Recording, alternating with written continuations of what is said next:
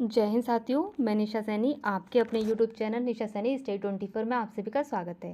जैसे कि हम उत्तराखंड पीसीएस का एग्ज़ाम जो अब जुलाई में 14 जुलाई को संभावित हो चुका है, निर्धारित कर दिया है उत्तराखंड की गवर्नमेंट ने, उसी से संबंधित हम उत्तराखंड विशेष की एक सीरीज़ चला रहे हैं। आज का हमारा जो टॉपिक है वो उत्तराखंड राज्य की शिल्पकला से संबंधित है।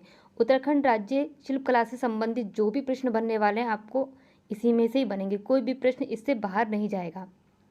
तो हम देखते हैं, चलिए पहले प्रश्न से स्टार्ट करते हैं कि राज्य यानी उत्तराखंड राज्य में काष्ठ शिल्प में किस जनजाति के लोग विशेष तौर पर लगे होते हैं, कि काष्ठ शिल्प से जो भी निर्माण किया जाता है उसमें किस जनजाति के लोग प्रमुख रूप से कार्य करते हैं। राजी जनजाति के लोग प्रमुख रूप से कार्य करते हैं।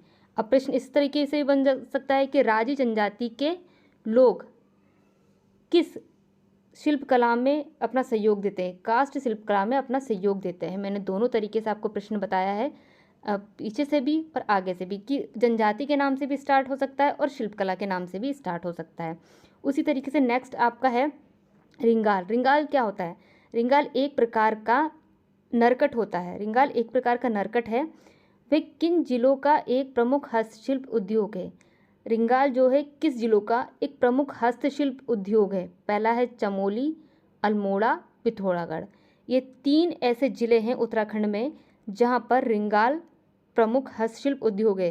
रिंगाल जो है वहाँ प्रमुख हस्तशिल्प उद्योग है।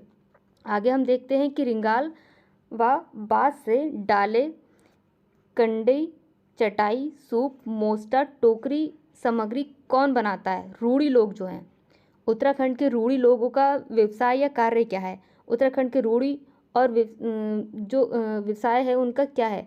रिंगाल, बाँस से डाले, कंडी, चटाई, सूप, मोस्टा, टोकरी आदि व्यवसाय किसका है? रूढ़ी लोगों का। मैं दोबारा से रिपीट कर रही हूँ, एक तथ्य को कई बार मैंने रिपीट किया, आप फोकस करके इसको कीजिएगा। आगे देखते हैं कि भांग के रेशे। भांग के रेशे से क्या बनाया जाता है? उत्तराखंड में भांग के रेशे से क्या क्या बनाया जाता है? उत्तराखंड में भांग के रेशे से कुल्थे, कंबल, दरी, रस्सियाँ आदि का निर्माण किया जाता है। अब प्रश्न बन सकता है कि कुल्थे, कंबल, दरी, रस्सियाँ आदि का निर्माण किससे किया जाता है? आदि का निर्माण आपको पता है भांग के रेशे से किया जाता है। इस तरीके से भी प्रश्न बन सकता है। उसी तरीके से हम समझते हैं कि कालीन उद्योग के लिए पिथौरागढ़ राज्य के स्थल कौन कौन से प्रसिद्ध हैं? पिथौरागढ़ जिले में कौन कौन से स्थल हैं जो कालीन उद्योग के लिए प्रसिद्ध हैं? पहला है धारचूला, दूसरा है मुनिस्यारी। मुनिस्यारी और धारचूला अब किस लिए प्रसिद्ध है? वो कालीन उद्योग के लिए प्रसिद्ध है। कहाँ प्रसिद्ध है? पिथौरागढ़ में प्रसिद्ध है। इस तरीके से भी आपका प्रश्न बन सकता है। आगे हम देखते हैं कि राज्य में यानी उत्तराखंड राज्य में रंग बिरंगी मिट्टी की मूर्तियों को क्या कहा जाता है? उत्तराखंड राज्य में रंग बिरंगी मिट्टी की मूर्तियों को क्या कहा जाता है?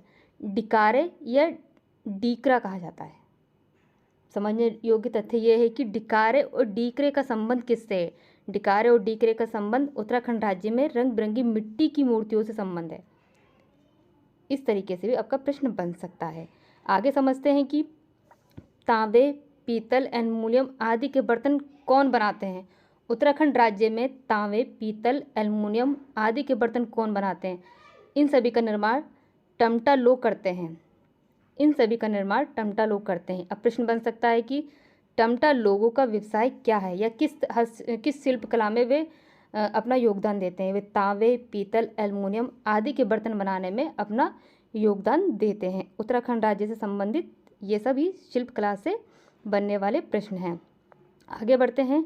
आगे देखते हैं कि राज्य में उत्तराखंड राज्य में जो चर्म कार्य है, उत्तराखंड राज्य में चर्म कार्य करने वालों को क्या कहा जाता है? चर्म कार्य करने वालों को बढ़ई या शार्की कहा जाता है। चर्म कार्य यानी जो चमड़े का कार्य करते हैं उत्तराखंड में, उनको क्या कहा जाता है?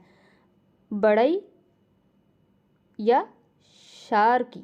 आपको ध्यान देने योग्य बात ये कि ये भी पूछ सकते हैं कि बढ़ई या शार्की का संबंध किससे है? बढ़ई या शार्की का संबंध उस कार्य से है जो चर्म यानी चमड़े के कार्य करते हैं। आगे हम ध्यान देते हैं कि लोहा घाट, जोहार घाटी, नाचनी, मिलम आदि स्थल प्रसिद्ध हैं किस लिए? चर्म उद्योग के लिए, यानी चमड़े उद्योग के लिए कौन कौन से स्थल प्रसिद्ध हैं? लोहा घाट, जोहर घाटी, नाचनी, मिलम आदि स्थल प्रसिद्ध हैं। और ये चर्म उद्योग करने वालों को क्या कहा जाता है? बढ़ई या शार्की कहा जाता है। दोनों प्रश्न यहाँ से आपसे संबंधित हैं, दोनों ही प्रश्न बन रहे हैं यहाँ से। आगे हम समझते हैं कि रेशा व कालीन शिल्प के लिए प्रसिद्ध स्थल कौन कौन से हैं उत्तराखंड राज्य में? पिथौरागढ़ के धारचूला, मुनस्यारी तथा चमोली के कुछ स्थल जो है रेशम एवं कालीन के लिए प्रसिद्ध हैं। ये सभी प्रश्न जो बनने हैं आपके शिल्प कला जो टॉपिक है उससे बनने वाले सभी प्रश्न हैं। आपका एक भी प्रश्न यहाँ से नहीं छूटेगा। आप सभी को तथ्यात्मक तरीके से समझेंगे, अच्छी तरीके से हम जानेंगे इन सभी को।